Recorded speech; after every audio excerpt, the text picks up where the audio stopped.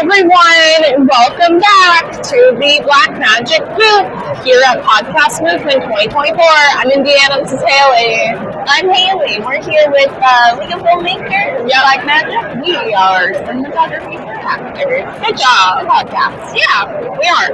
Now, okay, what have you learned so far? What have you found? Because I wanted to talk about booths that are here. Oh, okay. Yeah, we had a little bit of time this morning to walk around and see some things. And I was, you know me, I was swag hunting mostly. But I did get to have a conversation with the founder of Thrum. That's correct. They're two booths down, so you can tell I wandered far.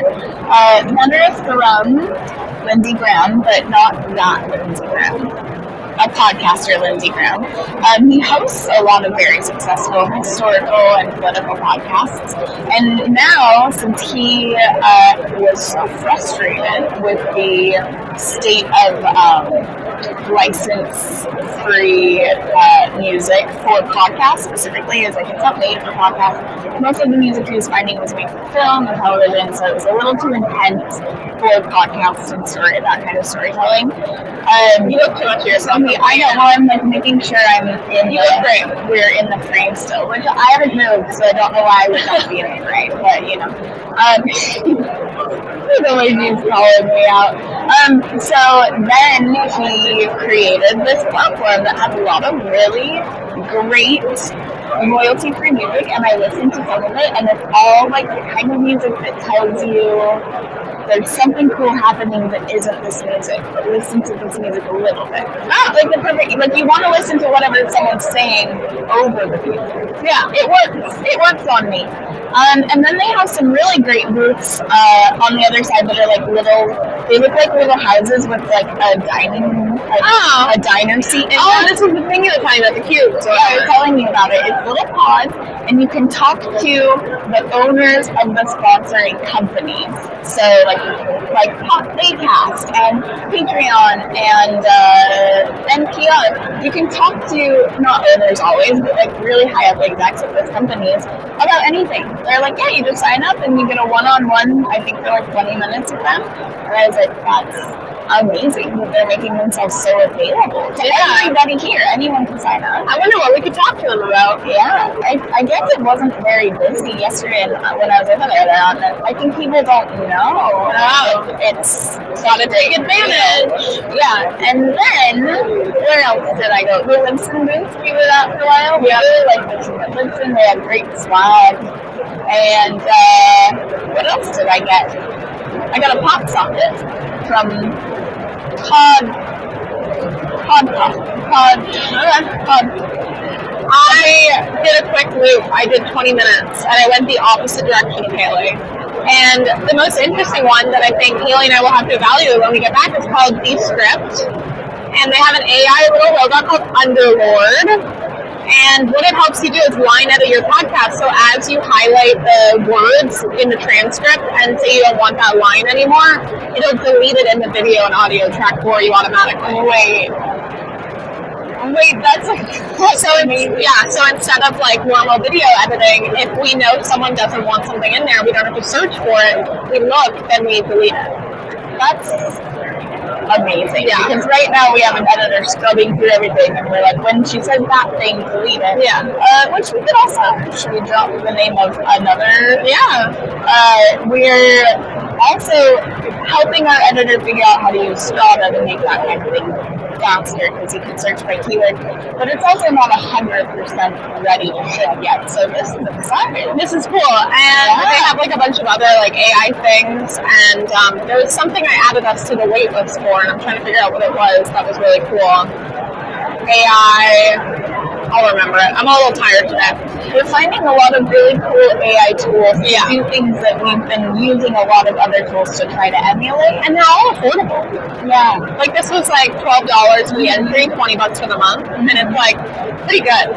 Then I went to Headliner, which was all about editing and pushing it out. So like free transcription once again, auto post to social media, upload entire back catalog to YouTube and text to video or text to image generation. Hello! We're on the live stream. Good. We're doing a little live stream. Yeah, Haley, go for it. We are here with the Legal Filmmakers. Do you want to come on in? We're doing a live stream. Yeah. Let's see your guys. Let me grab John. He's at the booth. Hold on. What's the booth? John, come here. You know, I learned about black market design. From John really quickly. There we go. We're doing double duty today. Everyone's working so hard at this podcast. Headliner is cool. It helps you.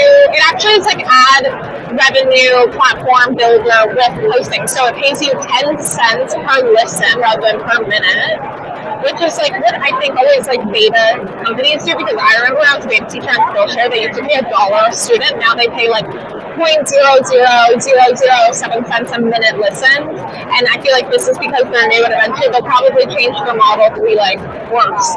So get in now. Is that if you mark something exclusive on Headliner? Maybe. There's another company doing that. Oh, I mean, companies with conferences to like find the companies that are growing and they're willing to like pay you to test their stuff. like Boomcaster, we didn't even talk about that. We haven't talked about it. Well, we did an interview, right? Yeah. But Boomcaster is like, instead of going to like Zoom or like Google Meet to record virtual podcast episodes, instead you can like go onto their platform. There's no login required. You open up a session and you can use your own branding and logos and coloring, and it saves in their cloud 4K video. So even if your internet like screws up, you're still able to get without glitches and like pixelations. It's not a word. Pixelated. Then I went to Blue Dot Sessions, and they focus on big podcasts mostly, but they have some introductory stuff, but they focus on like subtle storytelling music that can play below the podcast. So instead of like so instead of like swelling music or something that feels really intense, this is like an alternative. And they gave us a key for a USB for us to check out some of their library. Is this a USB free music? Yeah. Also, look at how they did. I know. They do custom music. This is marketing. Yes. This is paper dibs on marketing. Sure is. We don't, and the keys engraved. Wow. I'm just really like impressed with piece. This one was the last one before I came back, and it's called Speaker. Here it is. Speaker Lab podcast. Speaker Lab. And it's all about how to get booked on stage as a speaker. That's perfect. I need to learn more because you have to take a course and pay them, and then that's everything. I know. Then they put you on stage, and then you get paid. So you can get yourself on stage without paying a course. Yeah, so I'm gonna look into it and see if it's worth it. And then if I end up thinking it's cool, we'll talk about it on the pod. Yeah. But they gave her a book. They gave us a free book called Oh my god. So maybe she should. You gotta go. I need coffee. The Successful Speaker. And I'm wondering if it was like actually published or self-published. There's a big difference these days, and it's hard to tell sometimes. Yeah. So I'm trying to figure that out. It was published by the guy, so self-published. So I'm gonna check it out, and I'll get back to you about what I think. We'll let you know. Yeah. Because I don't want to advertise something I don't know about. Yeah. And I don't have enough information on it. We're talking at 4 today if you want to check it out, though. Yeah. So yeah, we're going to continue to do rounds today, which I'm pretty excited about. Yeah. We're already learning a lot. And we're going to continue to live stream today. We have a full schedule almost. We actually do. Yeah. So we're taking a lunch break today. We are taking a lunch break today. So that will be nice. Maybe we can convince John to pop in instead of us. I know. Break. It'd be cool. That would be awesome. Bye everyone. Bye everyone. See you soon. Later.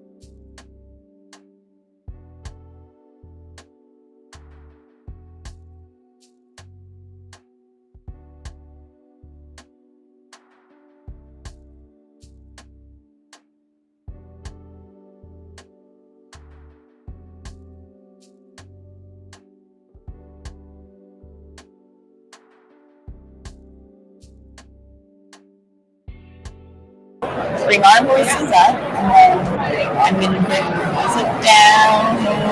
And here we are. Hi, everybody. It's Haley Room Cinematography for Actors podcast here with Legal Filmmakers my God. and Black Magic. What's up? You're done. What? Before we get started, we're going to talk about our podcast setup. We're using full Black Magic workflow. We're very grateful Black Magic gave us this booth to live stream from. We're also using Hollyland Mark Max Labs, which have been a dream to use. So thank you so much, Hollyland, for getting those for us. And our lenses are now Sigma lenses, which we know we love a good Sigma lens. I'm seated here with Dr. Terry. What's your last name again? Gingrass. Gingrass. And you are a doctor, right? Yeah. Yeah, because Clinical your psychologist. podcast is Dr. G, right? That's it. Okay, so Dr. Terry Gingrass, will you tell me the name of your show? Yeah, all right. It's called Dr. G's ADHD Chat.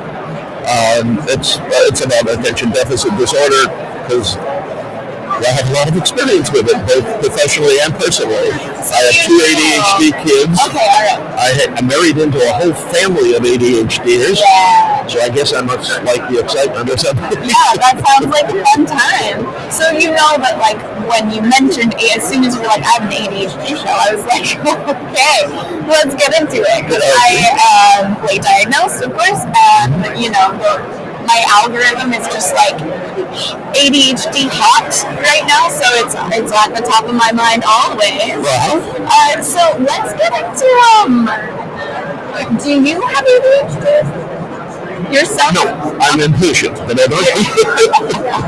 You just know about it because it's a huge part of your life. My wife just decided she also has it, which I could have told her a while ago. You're like, I know you do. I bet her algorithm is also ADHD hot. Yeah. So let's talk about the format of your show to start with. Let's talk about the format of your show and about the inspiration for your show, because you were working with ADHD patients, right? Okay. But what was the moment that you were like, you know what, I got to start a podcast about this? Okay, well, I wasn't doing any podcasting of anything, and I was watching a football game on a Sunday afternoon, playing with my iPhone, and it's this red camera, and I pushed the button, and all of a sudden it said, "You are live." Okay. So I started doing live stuff. I did 15 or 20 minutes right there, you know, just kind of off the top. And what did you talk about? I don't know. I would have to go back. That was almost 10 years ago now. And I did Facebook Lives kind of weekly, just kind of because I enjoyed it. And there were a lot of people that, you know, I'm seeing ADHD patients every day, and they're bringing different problems in. And it was, I'll talk about that this week, and I'll talk about that the next week, and so on. Right, okay. And then I expanded to YouTube. Yeah. Which I could kick myself for because I should have done it earlier. Well, we all do that. We're like, what, YouTube? What? And it turns out YouTube is where it's at. Yeah, and then from there, when my host the software program started saying, "Hey, you can do podcasts here," I said, "Oh, okay," because I've been thinking about it for a long time, but the tech stuff I wasn't sure if I wanted to take that on. Yeah. Just really no tech stuff now. Yeah. It's bare bones kind of technology. I love it. The quality comes out pretty well. Yeah. So what is your workflow? What gear are you using to shoot your podcast and edit and things like that? Oh God, let's see. I have Apple computer, ATR 2100 microphone. Nice. I just plug that in and go. You're just going right onto your laptop. Yes, ma'am. Into iMovie, into like an audio. I'm using StreamYard right now. StreamYard. Yeah. Okay, great. And from there, when I finish the show, I then do all the stuff I hate doing, which is I separate the audio from the video streams and download it to a hard drive, and then I take it, the audio, and I download it on the podcast portion of Kajabi. Kajabi. Yeah, and it's worked out beautifully, except that I hate doing it because it's all that tech stuff. But then the video goes to YouTube, correct? Yeah. Are you putting your podcast on YouTube? Yes, ma'am. Okay. It's there on Facebook and it's there on YouTube. Okay, good. After kicking yourself for not starting YouTube, I would have been amazed if you were only uploading the audio. Oh yeah, no, the YouTube has been very there's a bigger audience there than there is in other places, and I get more interaction with those, and a lot of those folks have been really good for suggesting. You keep talking about compensatory strategies for executive problems. What do you mean? So I did like 6 or 7 episodes on different compensatory strategies. Give me a quick introduction to compensatory strategies. What does compensatory even mean? Well, you got something that you naturally don't do very well or something. So like working memory. Okay, working memory is just kind of the etch-a-sketch part of memory. It's just I just need to remember that. I won't bother writing it down, and then 10 minutes later you've totally forgotten. Okay, so and like with ADHD, like kids are talking about particularly, but adults as well, you need to externalize the executive functions. That is, put it out there. Write it down, or put it on the board, or use a sticky note. Anything to just you'll see it again. Exactly. Yeah. So that's a strategy, a compensatory strategy. That's a compensatory strategy. Yeah. What's another compensatory strategy? Oh, there are bunches of them. Let's see. One would be how to slow yourself down when you're revving too high. Okay, and that's just basically learning some sort of relaxation training or meditation or whatever that will slow you down. Do you have a favorite? Well, the quickest one to teach is breathing focus. Yeah. The problem with that is that's also the hardest one to actually do. It is, yeah. Okay. The easiest one is probably what's called Jacobsonian progressive muscle relaxation, which is a mouthful, but all it means is that you take a certain number of muscle groups and you just tense, hold, and then let go. And you immediately feel and if you do enough of it, the whole procedure is 18 different muscle groups or so, and it takes about a half hour. But you can, once you do that and get some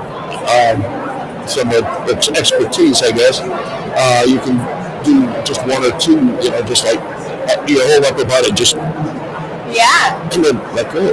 Wow. And that's a signal. Your brain will make it a habit, basically. Every time I do this, the brain will kick in your relaxation response. Yeah. So now that you know all of these strategies and you have all of these tools to help ADHDers, is your family happy to hear about them from you and learn from you and implement them in their own lives? Are you able to help your family? Are they willing to accept that? Absolutely not. Yeah. I just got back from a family gathering for about a week at the beach, and they've been dealing. Most of them, the older ones especially, have been dealing with it so long that they don't want any advice about anything because they figured out how to make it work. Yeah. And there are some people who do. They've figured out how to compensate on their own, and more power to them. Yeah. Some people. Oh my God, you need to see your friendly neighborhood psychiatrist and get on medication immediately, or you're going to end up in jail. Yeah, there are those severities. And there are some folks who have a lesser, because ADHD is normally distributed. That is, you can have a little bit of it, or you get the whole shooting match. And if you got some of it at the lower end of things, compensatory strategies may be all you need to use. And depending on that, also knowing the compensatory strategies, but also putting yourself in the right place. Yeah. ADHDers typically do not want to be accountants or do the number thing or have to fill out forms all day or check that somebody else filled them out all day. Or they think that they do want that because it seems like understanding to do that would be a cool thing to know, but actually learning to do it is miserable. Yeah. The ADHD, the major problem is with ADHD is that it's not an attention problem; it's a control of attention problem. Yeah. The way that even the brain of an ADHD person is slightly different in that there are more connectors. So you're getting more input, more information's coming in all the time, and It's so much. Like this environment right now is a definite challenge if you have ADHD. Going on in this room, for sure. Sorry. Yeah. So, let's talk about this conference. You come to this conference as a person with the show to learn some things. Is there anything really cool that you've seen on the floor that you're excited about? Well, this, what is it over here? The brain, the ones where you're sitting around the table. Oh, brain gates. Yeah, we just got done with a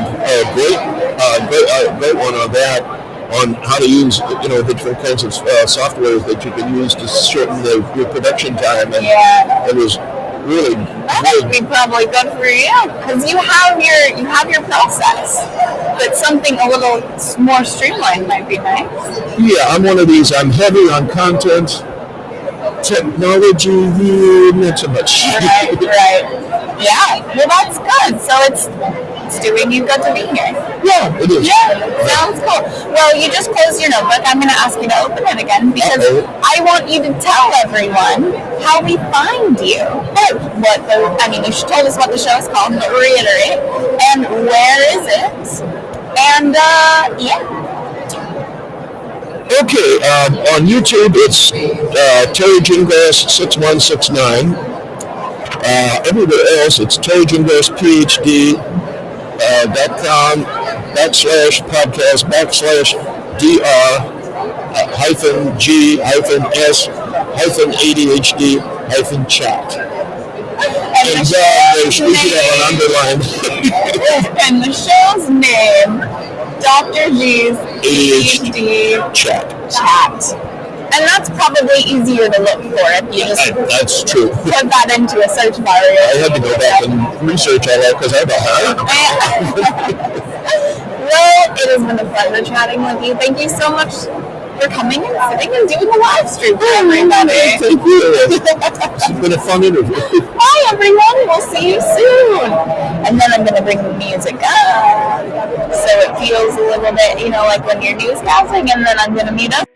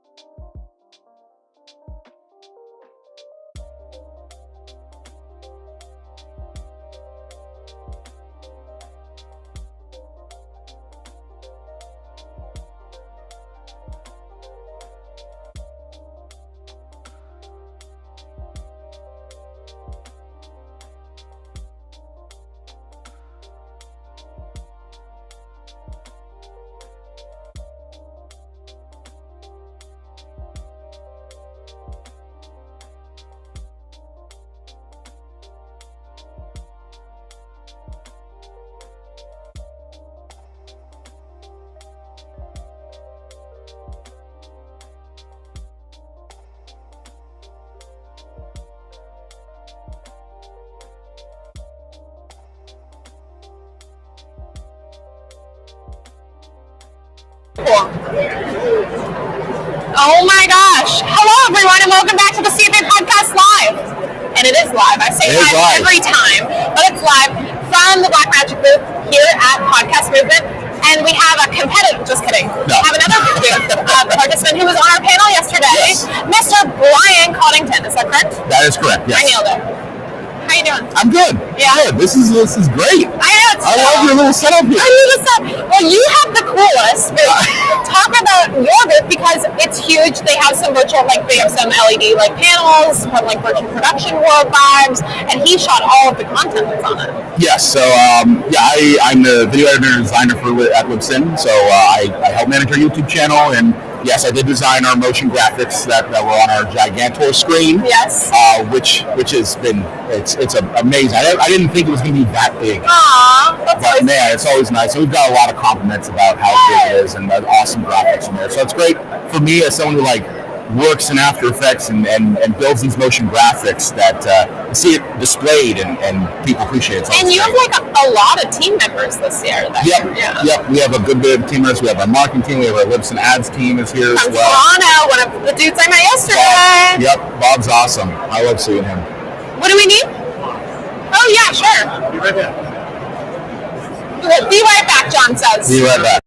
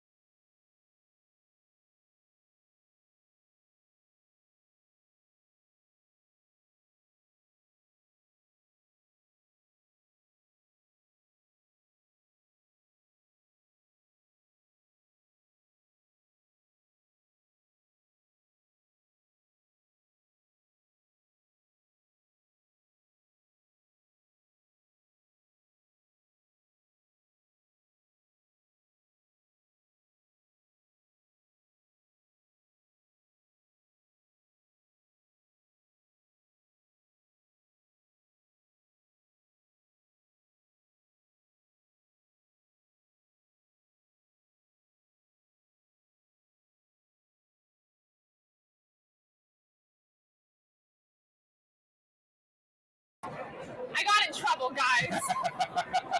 John came and goes, time out. This is really live. Yeah. People don't get it. This is live. This is live. I got in trouble. My career's over as we know it. No, you're good. No, we just had some weird levels.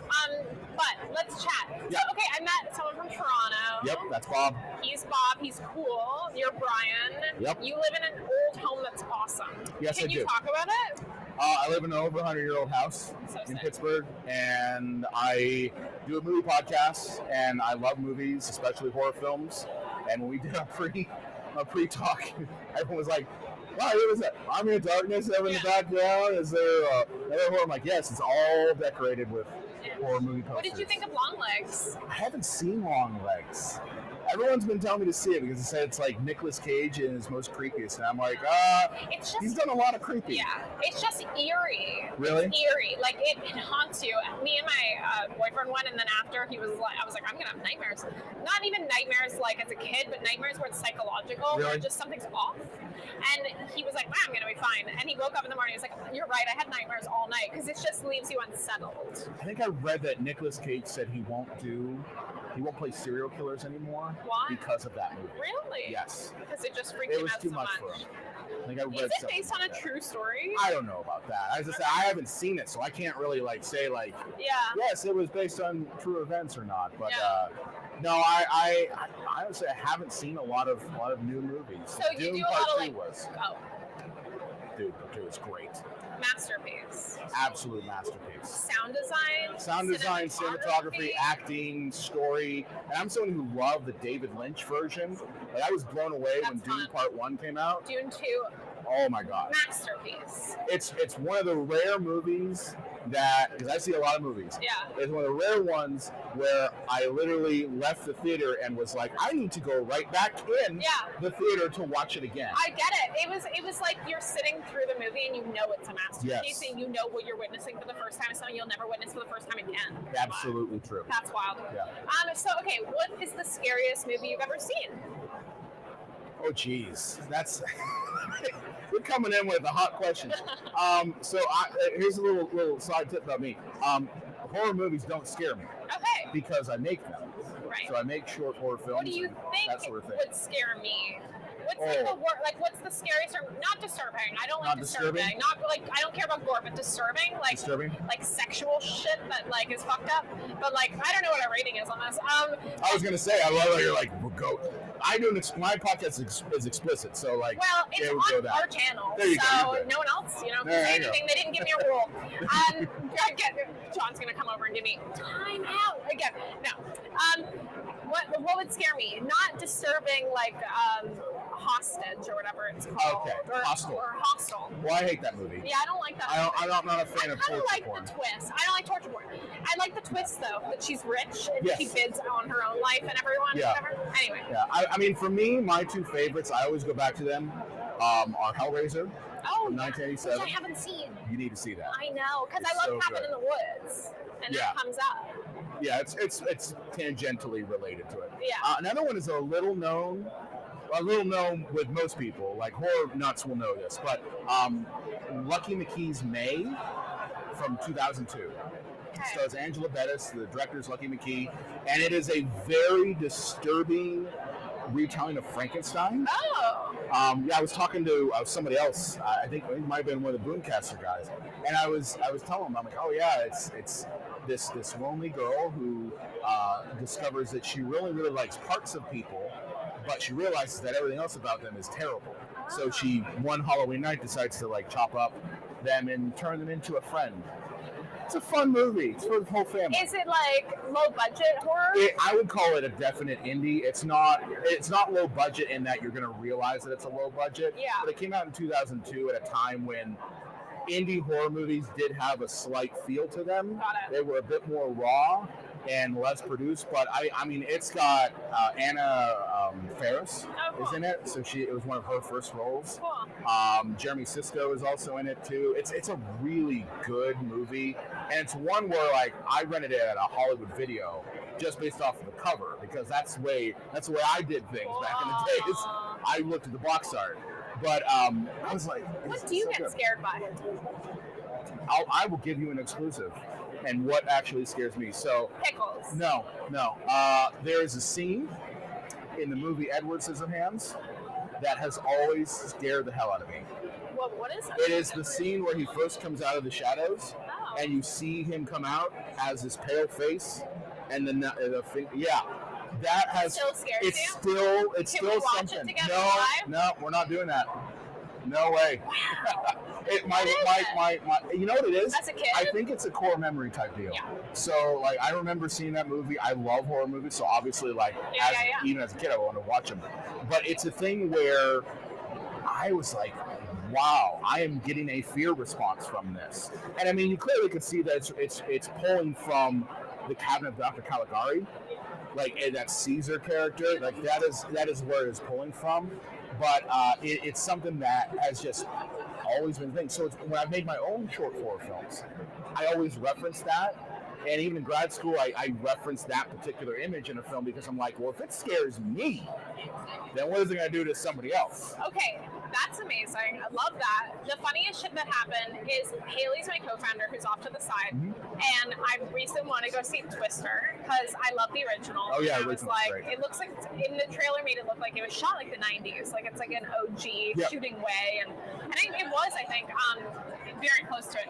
So I was like, Haley, will you go see Twister with me? Yeah. And she's like, I'm definitely afraid of tornadoes. And I was like, oh. And she's like, since I was a kid, I even forced my parents to build a tornado shelter in our backyard because I was so afraid. Was it a real tornado shelter? Real tornado It wasn't shelter. like, hey, let's get the couch cushions out? No, built underground. Oh, wow. They dug, and they still have a tornado shelter in the backyard because Haley was so petrified. Wow. And I think it's because she said one of her substitute teachers said that her sister died because a tornado came through the town and ripped open her stomach. And Haley was so young that she just thought, I don't want a tornado to happen. She was in Utah. No. Tornadoes don't really happen. No, not in Utah. Yeah, so she was so afraid. So I then went to the studio one day, and I got there early, and I played wind sounds.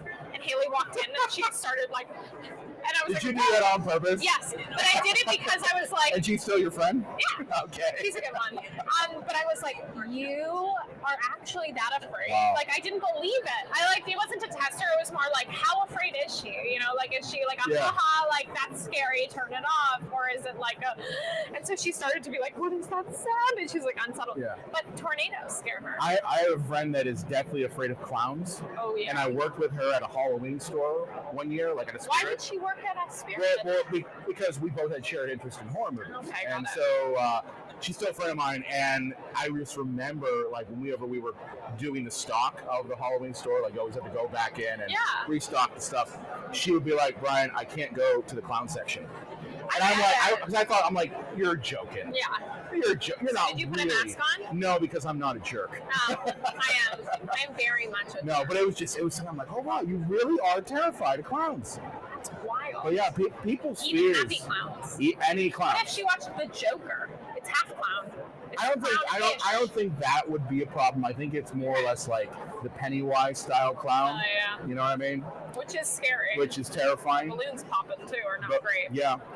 Wow, that is so interesting. So, okay, what's next for the podcast? Tell me about it. For my podcast, I mean, we are on YouTube. We're trying to grow our YouTube presence there. You had some traction recently. I have on had some YouTube. traction. Yes. I played around with a lot of different strategies, and it's something where my podcast was audio only up until December of last year. Which is wild to me, because as someone with a cinematography background, when we started, I was like, there always has to be a video element. And then I'm realizing by being at this convention that a lot of people are like, I don't want to go to video.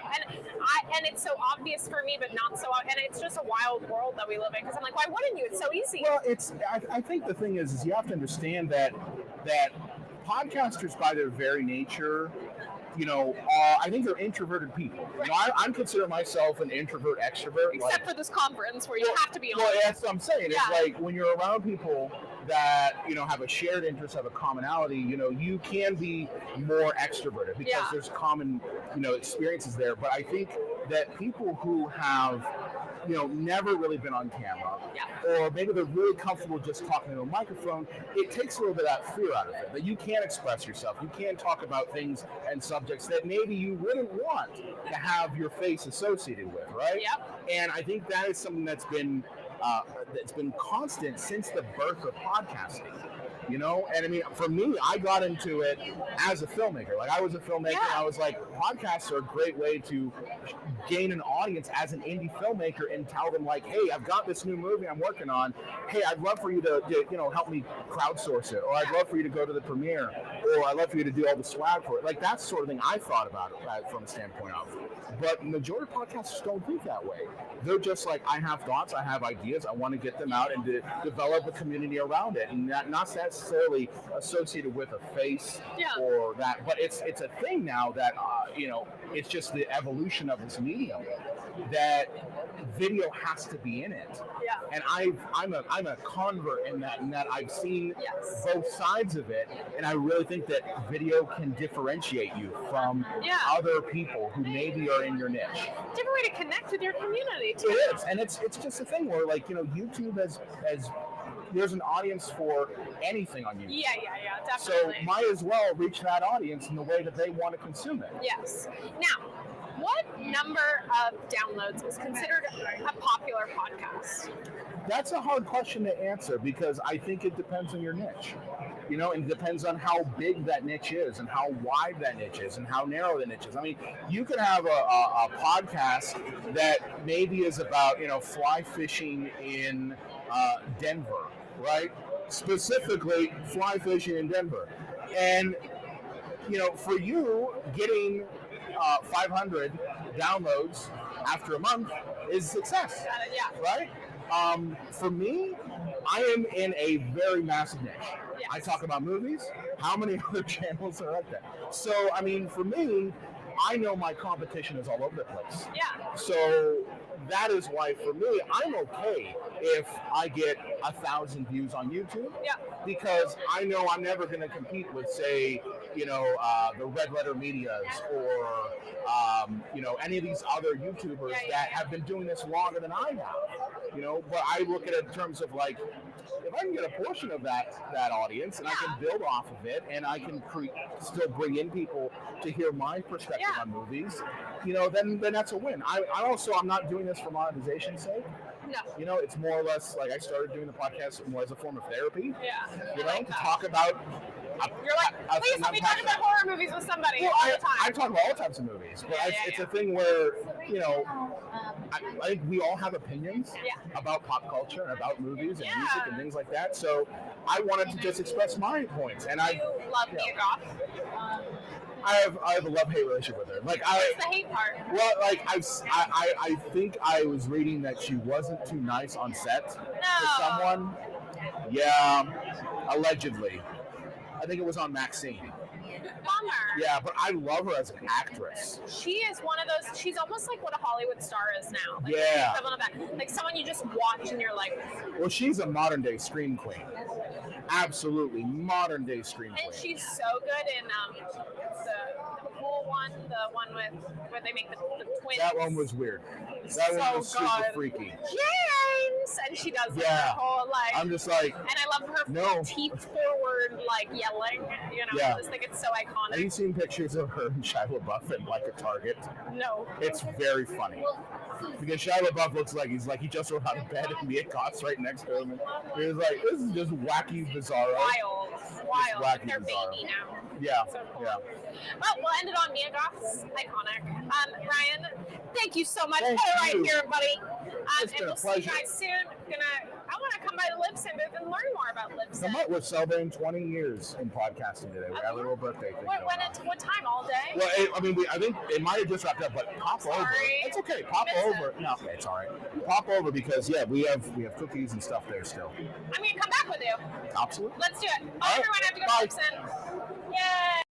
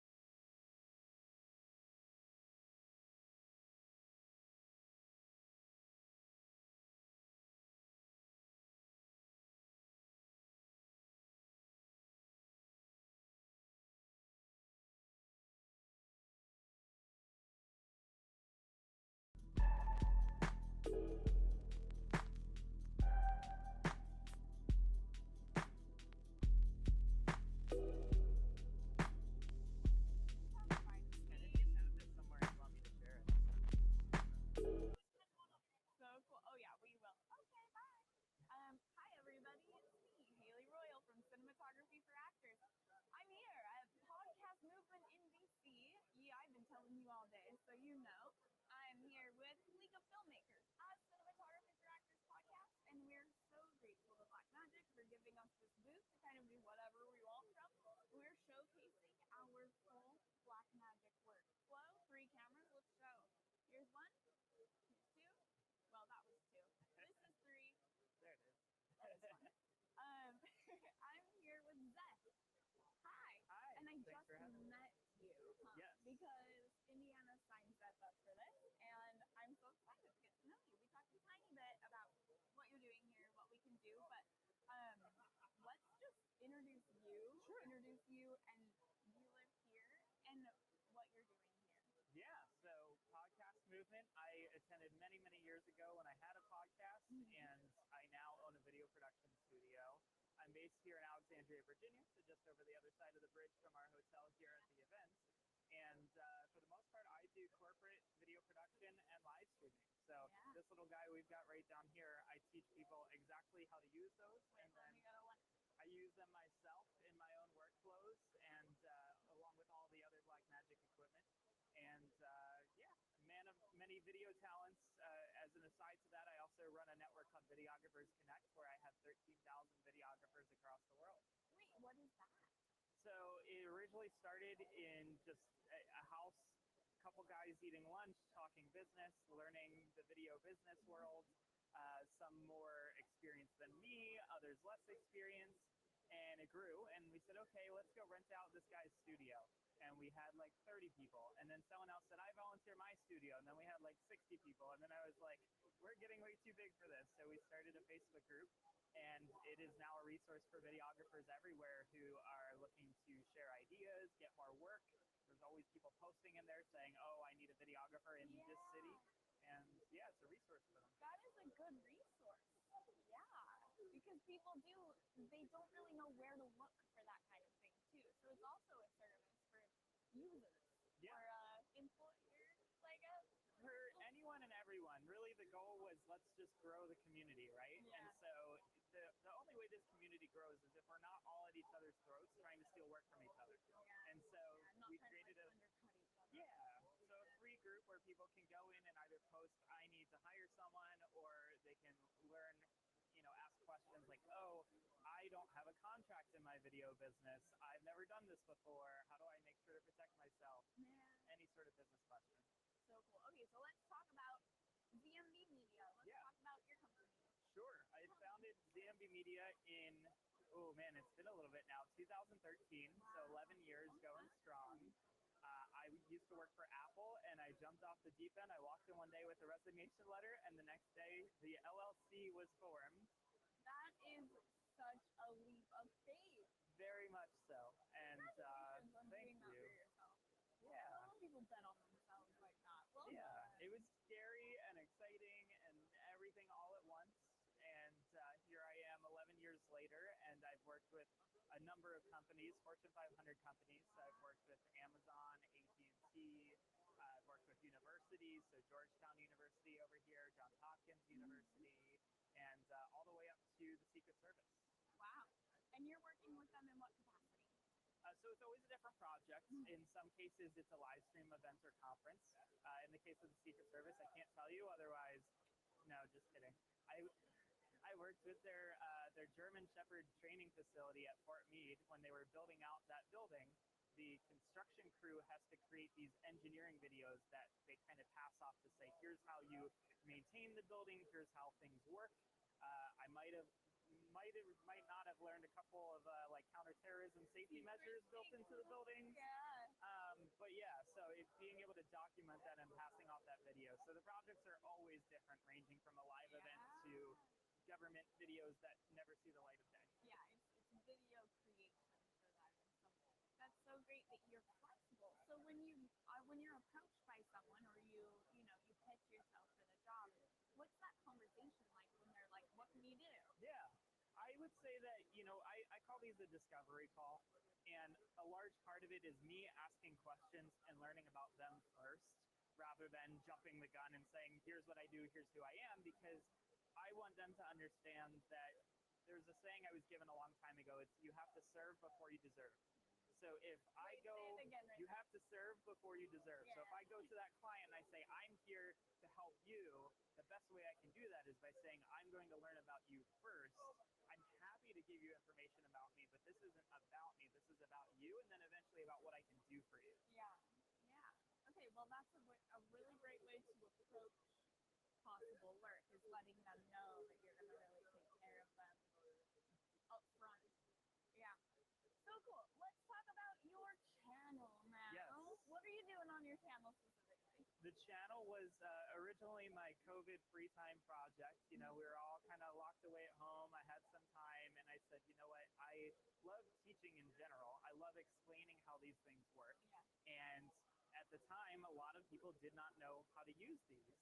And they were videographers that were trying to pivot during a global pandemic, trying to figure out what to do next.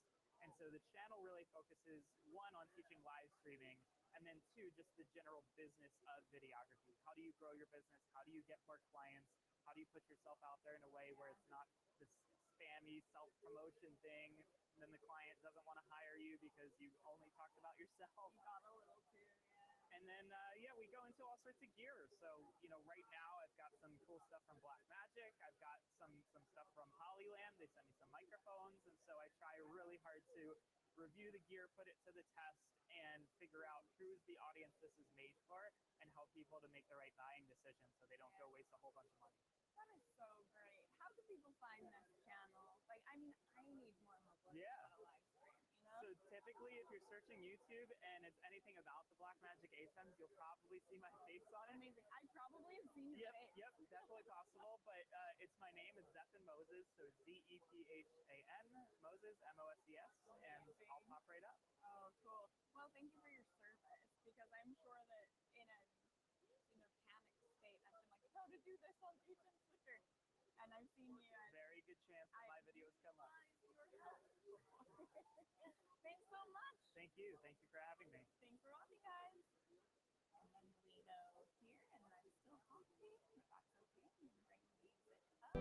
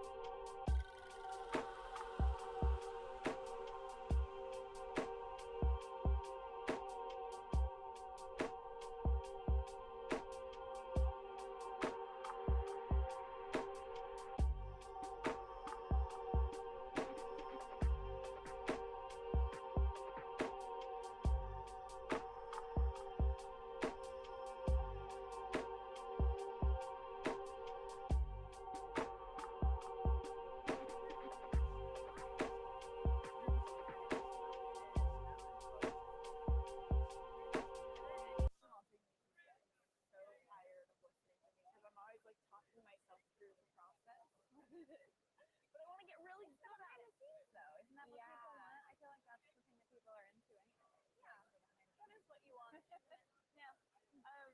hi. I'm Haley Royal, here with cinematography for actors and legal filmmakers, sponsored by Black Magic. We're using a 3-camera setup from Black Magic with Sigma lenses. Thank you, Sigma. And Hollyland let us use these really cool large max mics that we've been having a great time with. So thanks to all of those guys for making this possible. Now, I'm very excited. I have Laura Hunter-Drago here. I met her yesterday, and she told me some really cool information about shows that she's creating, and creating, and some cool stuff coming up. So, hi, how are you? I'm well. Thanks for joining me. Thanks for coming back all day later to do this. I remembered. I didn't forget. I put it in my calendar. Came back. Good job. Thanks. Okay, so let's first talk about the show you have that is complete. Okay, yeah. So I have a show out called The Crime at Camp Ashwood, and that is a fiction podcast. Right, and I remember you're doing scripted. Yeah. So I am a screenwriter, and I was an actor. So I guess I'm in line with Now, when you say was an actor, is that because you don't want to be an actor anymore, or just because you found yourself doing other things instead? A little bit of both. I think I was tired. I felt like I was not creatively fulfilled in the roles that I was getting to audition for. Okay. And so I started producing, and then when I started producing, I started writing, and I just fell in love with it in a way that I think I fell out of love with acting at a certain point. So never say never. I do act in that show that I just mentioned. Laura, you're telling me you used to be an actor, but you're writing things for yourself, so you must still be an actor. I guess I'm not an auditioning actor anymore. I just cast myself in things. I think that is still being an actor. You're probably right. That's the way all the A-listers are doing it. You caught They're me. not auditioning anymore. You caught me. They're producing the stuff they want to be in, so maybe you're more of an actor. Maybe I am. Take this as some inspiration. If you were an Make actor, your own you think, thing. just because you're not auditioning, maybe you're not an actor anymore. You're an actor. Okay. Laura Hunter-Drago is an actor. Thank you. Okay. Thank you. I appreciate that. But you're proactive. You're producing, you're writing. Now you have the show that you finished, and I got distracted. So let's continue talking about that. So the show is a murder mystery set at a summer camp in Asheville, North Carolina. It's like kind of, I would say, like Pretty Little Liars meets Veronica Mars sort of vibe. Cool. You're into this. Yeah. Check it out. Yeah. 12 episodes, and we won the Austin Film Festival Fiction Podcast Award last year. Congratulations. So you know it's good. You know you should spend your time listening to it. Thank you. Okay, so that's finished. Yeah. And I mean, you still, I'm sure, are getting like listens and downloads. Definitely. What was there fall off, or has it maintained? No, it's really maintained. I think that's the interesting thing with fiction, because it is definitely evergreen. Yeah. So people can kind of come to it, and I think the more people that hear about it, people tend to binge it, I think. So they listen. I think the total runtime is probably 2.5 hours. Yeah. So they'll like listen all the way through on a weekend. Somebody yesterday just told me, "Oh, I just listened to that in like one day." And I was like, You can just like pick that up for a road trip. Yeah. It's not even a whole road trip. Perfect road trip length. Yeah, definitely. Yeah. No, it's fun. It's been a good experience, and I wrote a TV pilot for it as well. So we'll see if that ever comes to fruition. Exciting. And you'll be in that too. No, I won't be in that. Why? No. That's where I draw the line. I think I'm voiceover maybe only these days. Still an actor. Okay. True. Okay. True. So, what can you tell us about the new thing you're creating? Or can we just say there's something coming? Well, I do have another show that's out. Okay. Called St. Mary's School for Children with a Stigmata. It's a long title. Also a cool title. Yeah, it's kind of like Wednesday. It's set at a Catholic girls' boarding school for girls that have the stigmata. I did not write that one, but I Girls produced that it. have the stigmata. Yes, yeah. All of them have it? Yes, you get sent to the school only if you have it. For anyone who doesn't know what the stigmata is, it is a thing in art and Christian history. The stigmata is where Christ was, The wound had or was said to have nails through his hands. And so it's those wounds. So there are girls in this story.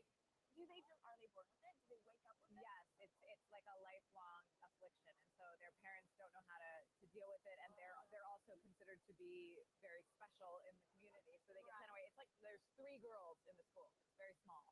This is a captivating story. I'm in. So that's finished as well. The first season of that is out. We're waiting. The writer is going to work on the second season. Multiple seasons. We're going to be back with that one for sure. How is this a rude? I'm sitting here at a podcast conference and I'm wondering, is it a rude question to say how many downloads you have? Like, what's your listenership like? Because it's varied across all the people here, and I just spoke to some people who they're like, I feel a little overwhelmed because there are a lot of people who are talking big game about their podcast, and their company saying, we'll help you go from 3,000 listeners to 300,000 listeners. And they're like, we have 30 downloads a week, which I think is still good. Like, if you have a consistent listenership of anything, you're still impacting people. I agree. So now I'm like, should I even ask that question? No, you can. I'm dumb. I'm happy to answer. Looking? Like, We between the 2 shows have about 100,000 downloads. okay, so people love it. And people are coming back. I think a lot of people that listened to St. Mary's then jumped over and listened to Ashwood because we're the same.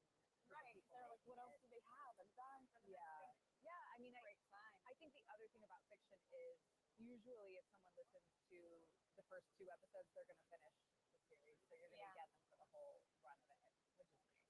Yeah, that's great. So you live in Ventura? LA, Santa Clarita. Santa Clarita. North.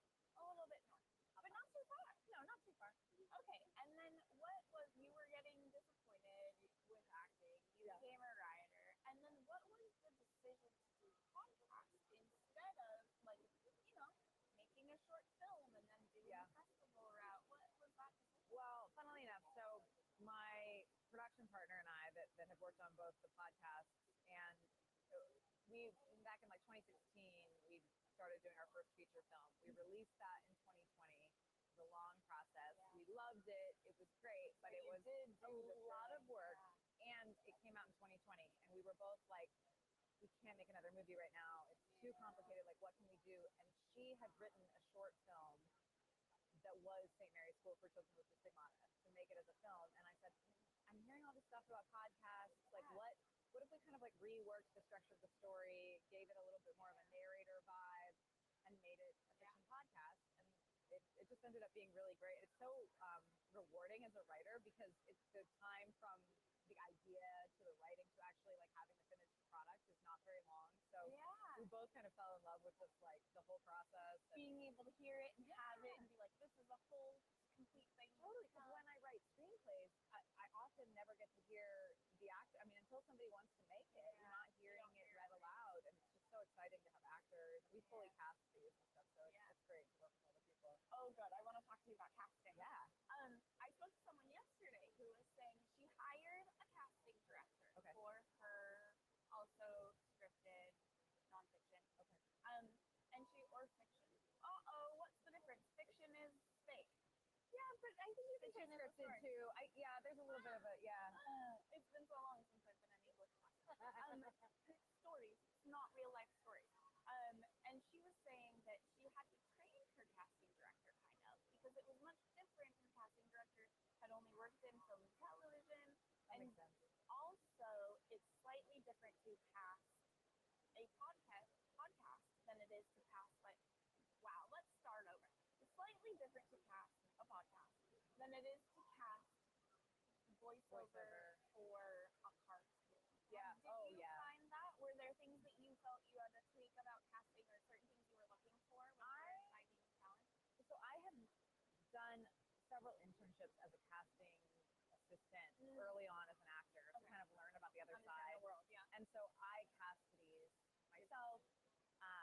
The biggest thing for us is because everybody records remotely in their own space, is that even if I love somebody for a part, if their equipment and audio sound and stuff is not up to what we need, then I can't cast them. So that's the biggest thing for me. Yeah. But I mean, a lot of the time about your gear. I've been shocked, like the number of submissions that we've gotten every time we put anything out. People are really excited about it, and because we're doing it remotely, we have a lot of people even from like we have a girl in Croatia who is one of the voices. And that's great because one of the big things you have to watch out for is is not having two people that sound similar, so the audience can like distinguish. We can tell who's talking. Yes, yeah. So if somebody has an accent, that's great. Like, Wow. love that. Okay, so you need a little bit of like a regional thing or your own thing that makes your voice. Yeah. Oh, I had a boyfriend once who called it an idealect. I love that. Like it's a dialect that identifies Yes. you, and it's not necessarily like regional or anything. Sure. Yeah, it can just be Idealect. kind of like a quirky sound to Yeah. your voice. Yeah, or like a little something. thing. I love that. Yeah, idealect. I'm stealing that. From I don't know if it's boyfriend. real or if he made it up, but I'm sure he's fine with us spreading it. I've never ever heard it before, so Yeah, good word. cool. So, yeah, let's tell everyone to find those shows. Where can they find those shows? Tell this camera. Where everybody can find you and your shows. Okay, so you can find me on laurahunterdrago.com. I'm pretty much Laura Hunter Drago on all the Instagram, social media stuff. The You Climate got your Camp. marketing materials correct. Yes, I had to. Well, yeah, I've had to. When I got married, I had to add the Drago to my URL. Yeah. You know, the whole thing. But yeah, the climatecampashwood.com is also a thing, so you can find that there, and then you can search for either of those shows on any of the platforms. And she has something exciting coming up, but we're not going to tell you anything else. So keep an eye. Yeah, keep an eye out. Yeah, subscribe, and we'll tell you about it when I can. Yeah, it's so exciting. Laura Hunter Drago, writer, producer, director, casting director, and still an actor. I love Thank you it. so much for joining me. Thank you. Bye, Thanks for having everybody. me. Thanks Bye. for watching.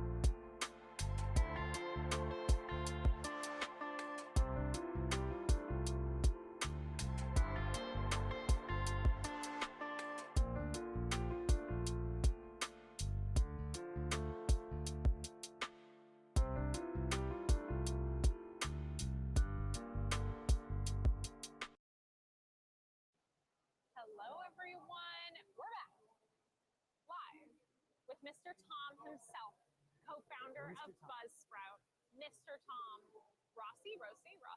Rossi. It's a good name. How are you? Good. Yeah. Really enjoying the show. Me It's so much fun to talk to podcasters. What year is this for you coming to the I show? don't know. At least 10 years. I think So from the first one, yeah. Oh, whoa, sick. So, okay, this is cool. Originally, you were the only founder. Then you brought on a partner who had great ideas. And then Buzzsprout was the one of the many ideas you had that really took off in, what was it, 2012, you said?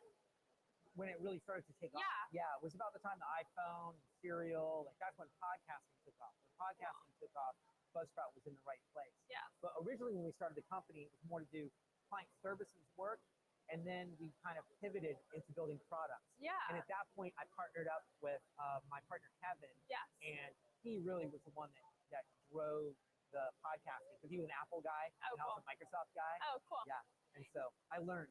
Yeah. Now you had a talk today. What was the title of the talk? What was it about? The talk today was about understanding statistics. Nice. Like understanding your podcast statistics, but really, I feel like most of it is about what not to do with stats because so many people, I talk to podcasters and it just sucks the life out of them. Right. They start their podcast and they're so focused on the content, what they're going to talk about, and they love it. But then as they start to grow, they start obsessing over the numbers. Right. And all of a sudden, 100 downloads on an episode. Yeah. When they first started, they were like, "Oh, that's amazing!" And now they're like, "Why? Why am I not getting up there?" Yeah. You And know? why do I only have 100? Right. It's like, okay, That's a nice amount of people it's 100 listening to you. people. Yeah. Well, we were in that Brain session date together, the Yeah. brain date together, and there was somebody with the grief podcast. Yes. And okay, if you've impacted the lives of 100 people by helping them, you're right, like Work if through those grief. people were in Yeah. front of you, you'd be like, "This is amazing." Yes. But the Totally. problem is you look at these statistics and it can suck the life out of you. Yeah. So I try to take an angle of what's a healthy way Yeah. to interact with your stats. What would be like maybe the 3-5 biggest takeaways from that talk for people who weren't able to go? Yeah, I think it's the what I was talking about of like what does success look like? Don't let success for your podcast be dictated by the number of downloads. Right? Because if you do, then that's not really something, I mean, you can control it to a certain degree, but that's probably not why you got into Right. Totally. podcasting. So not letting it define your success. Yeah.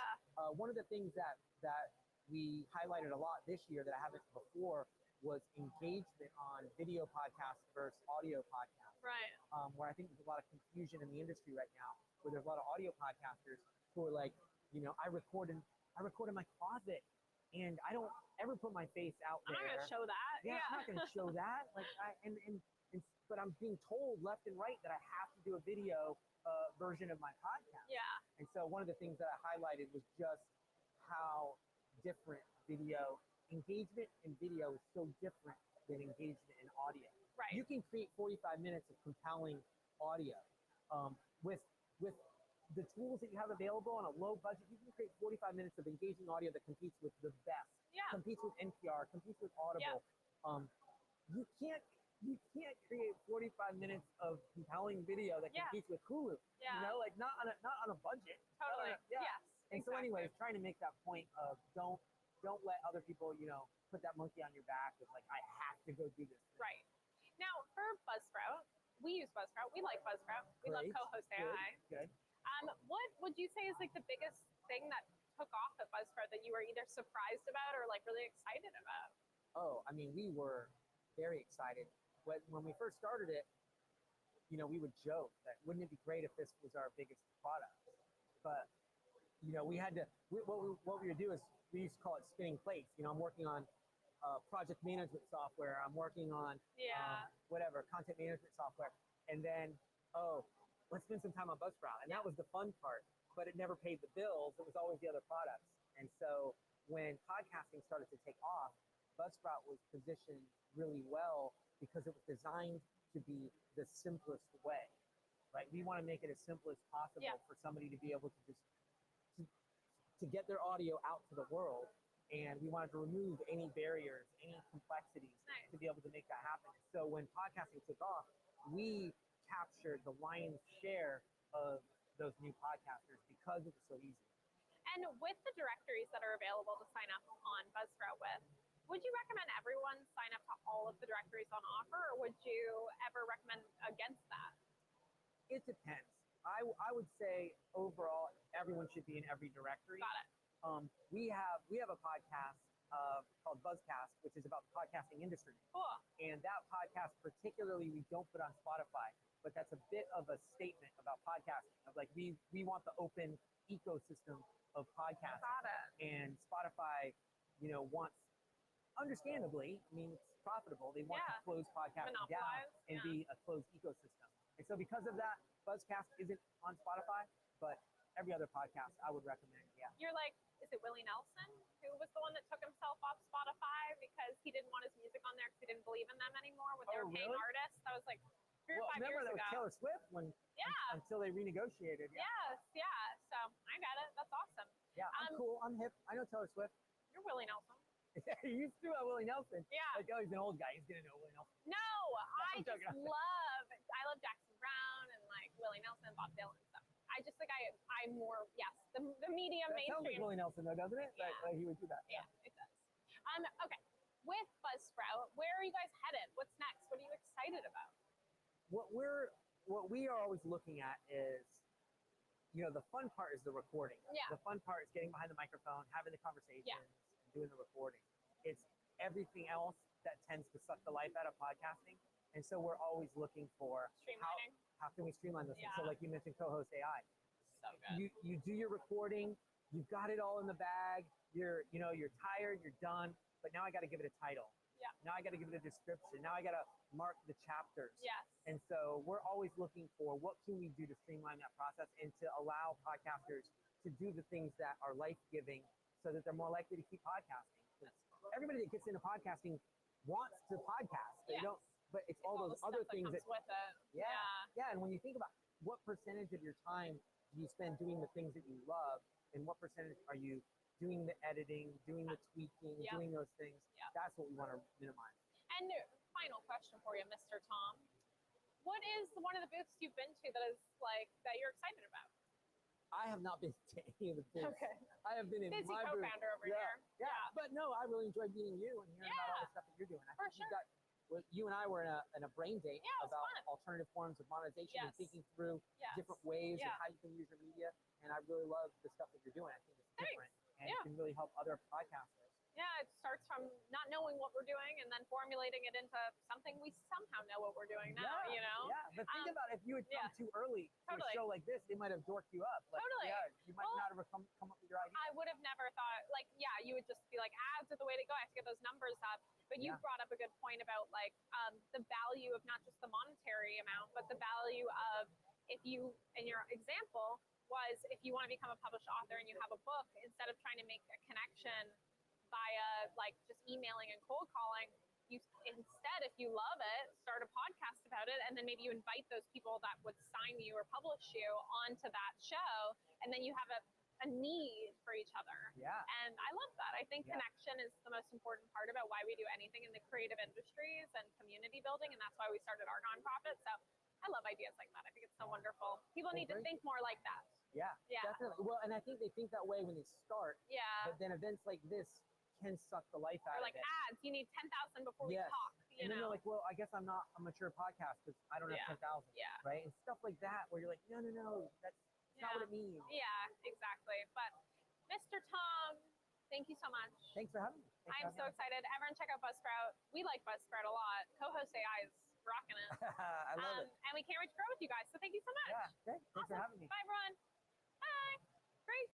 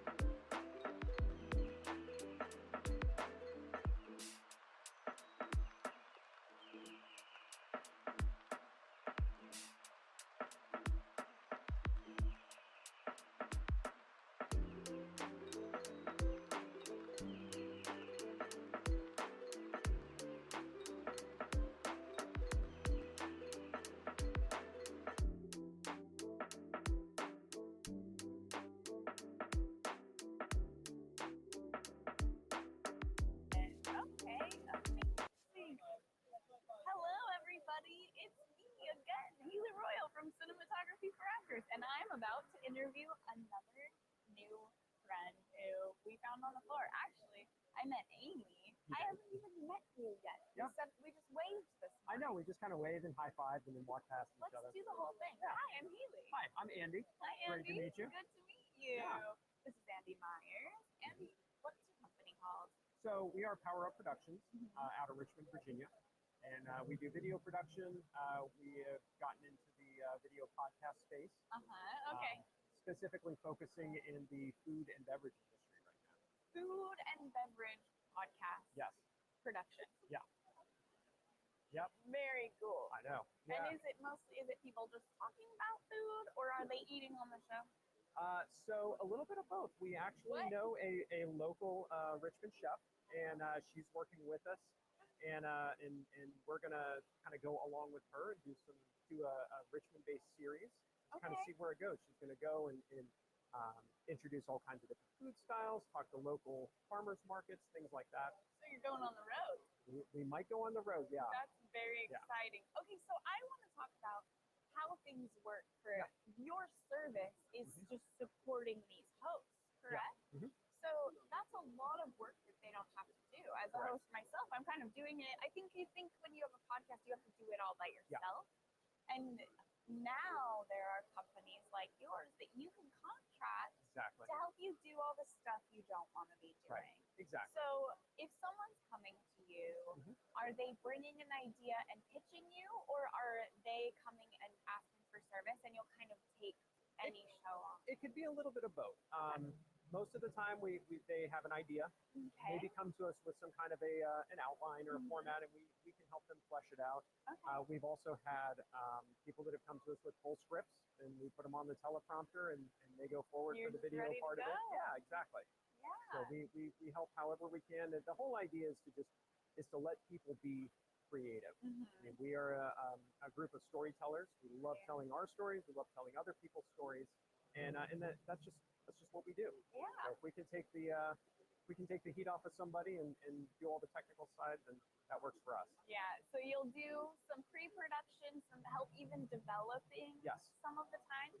And then once they're recording, are you supplying gear to them?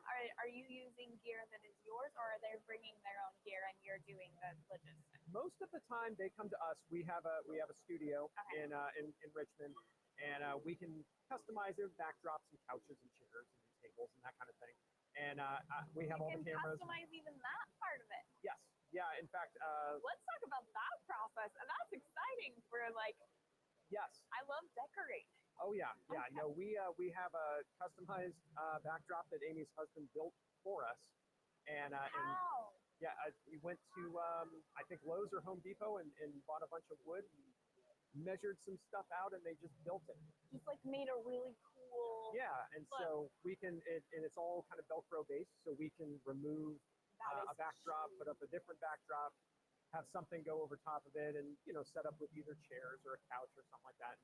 And we've done it before where it's like we've had the nightly change, like the next day it's a different setup. Because you know who's coming in the next day, you prep for their show, and you know that it looks like this. Exactly.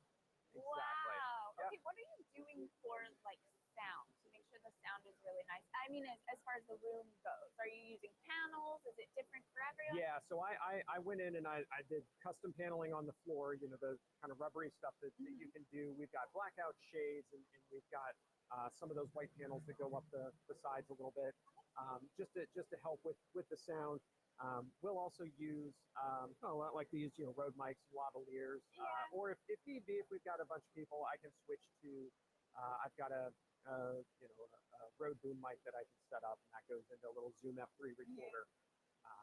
And for their setup, do you have a limit on number of guests they can bring? Because every guest is a new microphone, a new input. Are you typically right now we try to keep it to maybe 1 to 2 guests along with them. We want to make sure if we're producing the content, everybody gets the ability to talk. You have 7 people standing around, somebody's going to be standing there the whole time and not really be able to talk, especially if you're trying to get out like a 15-minute or a 10-minute podcast, something like that. So we try to keep it small and just let everybody be creative. And you have people there on the day to help out, right? Like Yes. technical help. People aren't dealing with cameras and audio themselves. They Yeah. really are just coming and sitting and Exactly. doing their They come chat. in, sit down. Pretty much, I'm the one handling the cameras, the lights, the audio. I do all of that stuff in the background, and generally we'll have somebody come in, sit down on the couch, mic them up, turn on the lights, and hit record, and they go for it. Okay, that's a great service Yeah. because then you're on the day. You just all you have to worry about is your chat, Exactly. your talk. Yeah. The whole point of it is just to make it as easy as possible, low key, low stress, and as soon as somebody gets stuck in the details of, well, how are we going to technically produce this, it gets in the way of the content sometimes. Yeah, you So don't we want that to stop. Yeah, so we want the creative energy to just keep flowing. Yeah. Okay, so that is we've taken care of development, pre-production, production.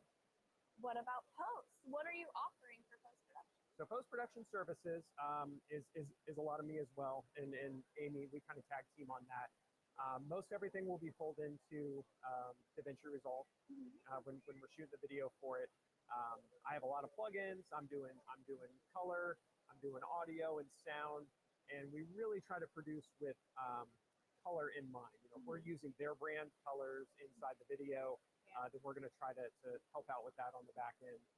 And we go through and I've set up. I come from a process-oriented background, so I actually have a Trello board that we use, and I've set it up with all different columns that have statuses of where the videos are, episodes, where we are. So as we're going through, Amy and I can comment, and they move through. So at any time, you can just look at the board, see where anything is, and you can go from there. That's great. And then are you also you're adding music on that too? We can do royalty-free music for right now. We don't have a musician on staff, Right.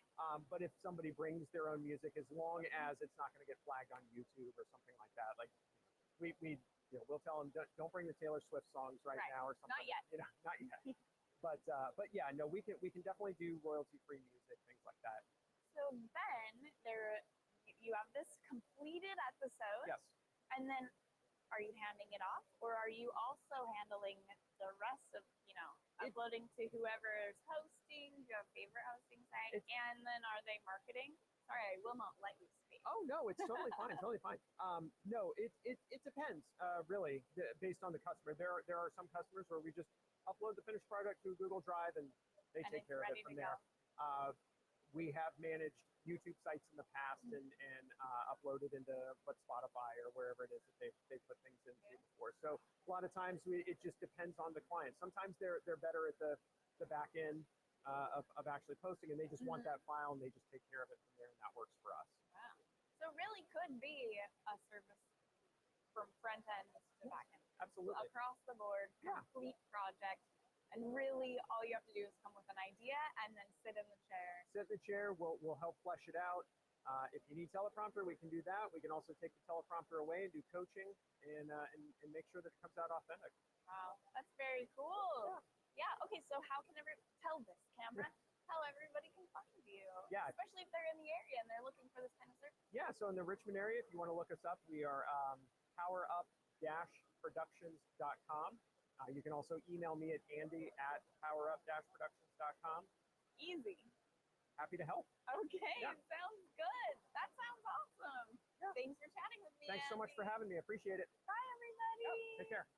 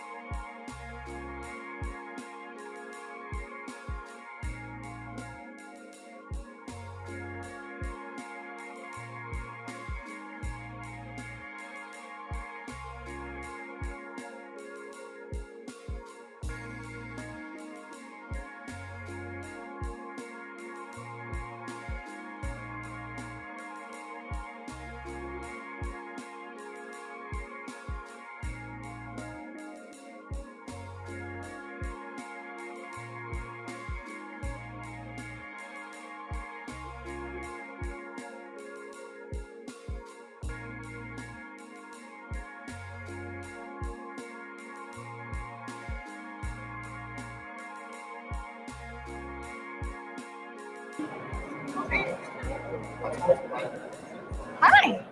Oh, that's not the camera that I want. That's the camera that I want to be on. So we have multiple cameras. Mm-hmm. That one's yours. I'll switch. There we go. Yep, got it. Yeah. Hi, everybody. It's me, Ailey Royal from Cinematography for Actors with League of Filmmakers, and we have a full Black Magic setup today that we're so happy about. Thank you, Black Magic Design. Sigma lenses, thank you very much, Sigma. And Hollyland let us use these fantastic lav mics. They've been great. Thank you, Hollyland. I'm going to take this off because I can tell it's rubbing on my mic, and that's going to be very annoying for anybody who may be watching or watch later. I'm sitting here with Lindsay Graham. Hi, Lindsay. Hi, how are you? I'm doing well. We want to make sure everyone knows that it's not that Lindsay. No, I have to make that clarification often. Not that Lindsay Graham. It's like my byline now. That's funny. Yeah, just in case you're worried, not that Lindsay Graham. Although I'm sure maybe he'd show up here. No. You don't think so? I think he's got other things to do. Okay, but you are a history/political podcaster. Yeah, I've got quite a few podcasts. Some of them often touch on politics. So history is kind of where I live. Yeah. Is that something that you have loved forever? Is it something that you love at all? Is it something you love and that's why you do it? Well, no, to that last point, that's not the case. I podcast because I love audio. Okay. So that's how I came into this. But and I had an opportunity to start with a history podcast. Thankfully, it is an interest of mine, but the abiding interest was audio. And I see. so I think it's just the best of two worlds. You know, two great flavors that taste great together. Yeah. Have you tried other subject material, or did you just start with that and that's kind of what took off? And Yeah, that's what my niche, my brand started kind of building around history. You know, we have other shows. We have, I don't host this one, but I created it and produced it, American Criminal. But that's still a history or true crime sort of thing. So a history of truth. Wait, a true crime history. tell them. It's a true crime history show. So That sounds cool. yeah, I mean, and we dig into super well-known episodes like the Menendez murders from the 80s, but we go farther back. Our most recent season was on Georgia Tann, who is responsible for modernizing American adoptions, but she did so by stealing other people's babies. Stealing children. Yeah. Okay, I gotta listen to that. That sounds very interesting. I will listen to that.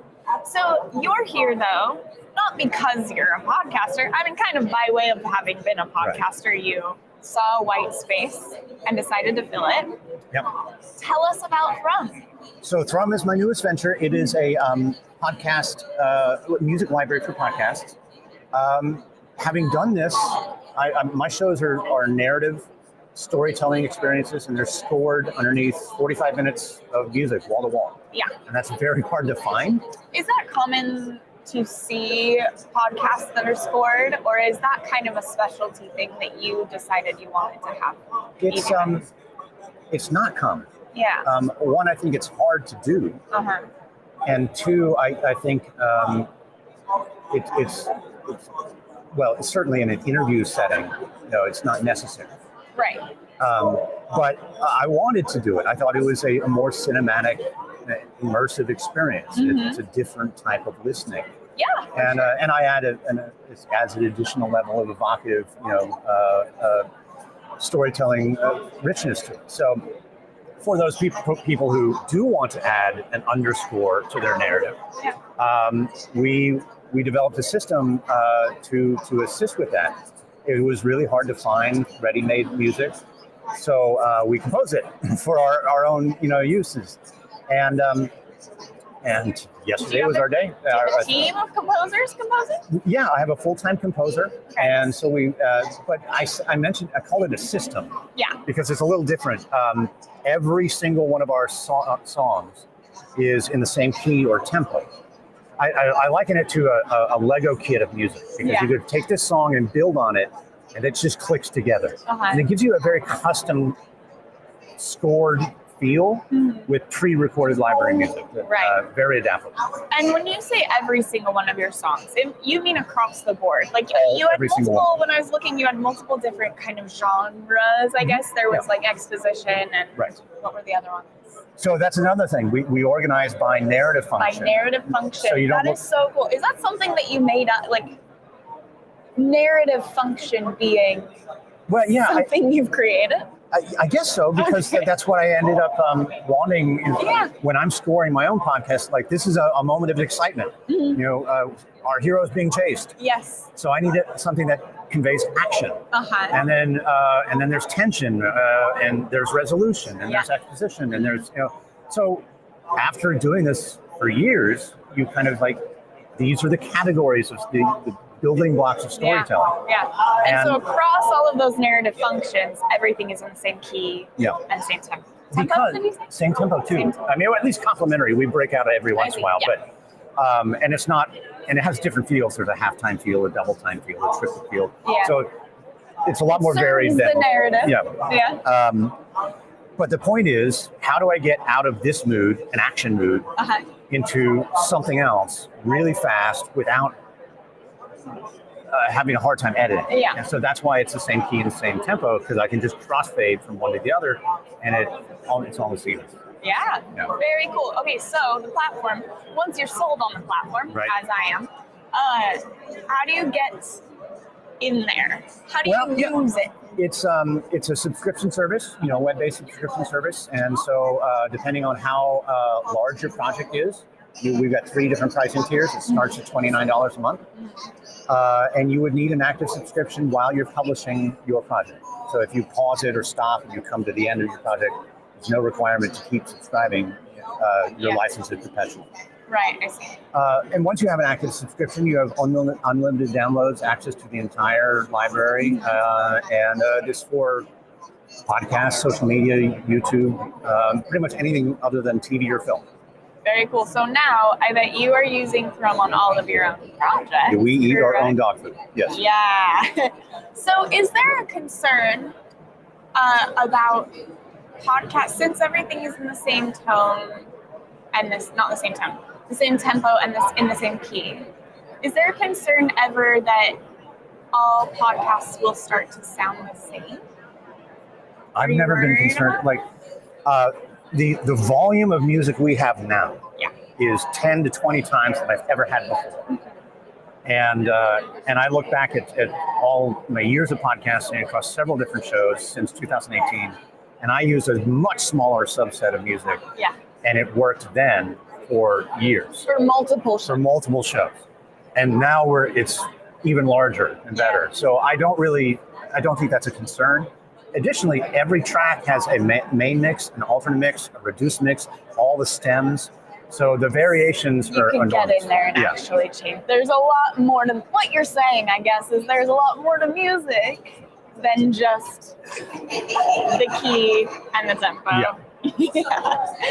Musicians hate me now for even asking that question. It's a good question. So, Lindsay, how can we find it? How can we get signed up? How can we use it? The website is thrum.audio. That's THRUMM.audio. And or find me anywhere. I'm on Threads most of the time now. Threads? Yes. Well, I was. It's working. Something happened at Twitter. And Threads is working. But yeah, thrum.audio is the place to be. Amazing. Okay, thank you so much for chatting with me. So good to meet you. Say goodbye. Bye. Bye. We've never done it to that camera.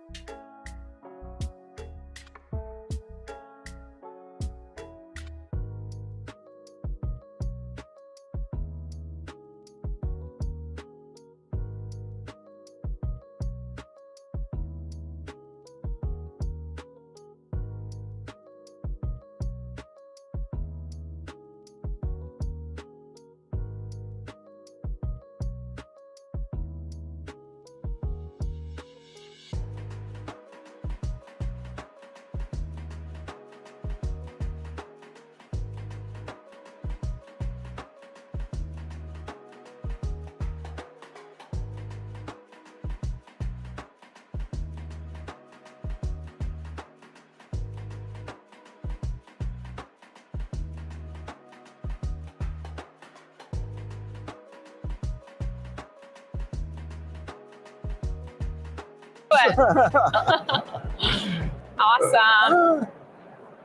Hi, everyone, and welcome back to the CFA podcast here live at the Podcast Movement Show that I keep wanting to say post-podcast. I don't know where that got in my head, but it's been in my head for months. Haley and I keep saying post-podcast. It's not that. It's the Podcast Movement.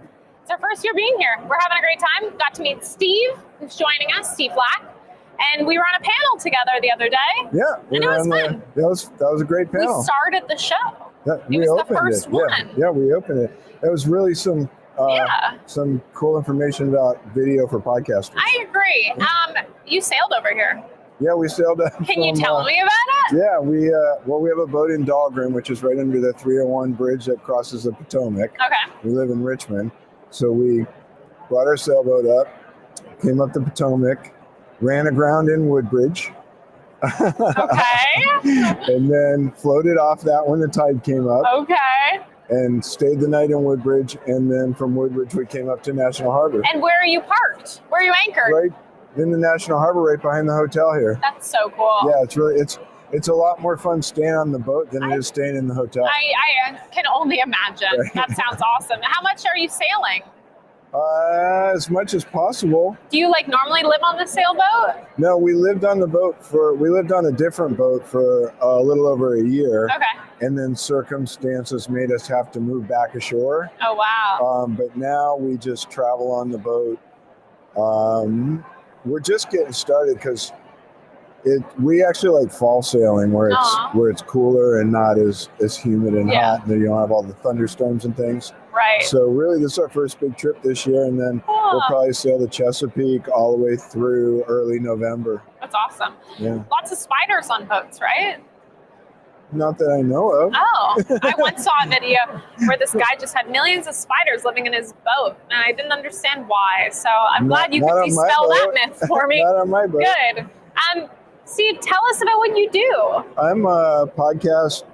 My company does podcast production and marketing for independent podcasters. I'm an audio engineer, sound designer, mixer. I've been in the audio business, coming from television for 30 years. Wow. And I made the move from audio for TV into podcasting about 5 years ago. Okay. And I just found a niche market that really works well for my style of working. That's awesome. Yeah. How would you define your style of working? Well, I like to work with independent podcasters, journalists, storytellers, authors, people who have a story to tell, but they don't want to get into the weeds of the technical stuff. Yeah. So that's where I come in. I'll help them sound design, mix, edit, produce their sessions. I have a team of people I work with. I have a video editor that I work with for video podcasting. And basically I say, you bring the content, we'll do everything else. Amazing. Yeah. What are you most proud of? Wow.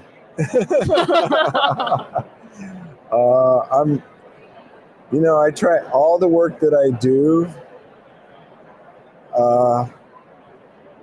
I try and do everything. I try and make everything I do be something I'm proud of. Aww, I love that. That's a good mentality. And I guess I would say I'm proud that I work with independent people because I feel like I'm making a difference in helping them bring their story. Yeah, and you can see the passion they have for their projects, which is infectious often. Oh yeah, I love it. And I love that I can provide a service that, sure, you can edit your own podcast, you can record your own podcast, but this is second nature to me. I've been doing this my whole life. Right. So I can do it faster, better, and quicker, and that gives you time to think about your content, guest curation, your story. Yeah, exactly. Yeah, exactly. And really, you do what you do best. Yeah.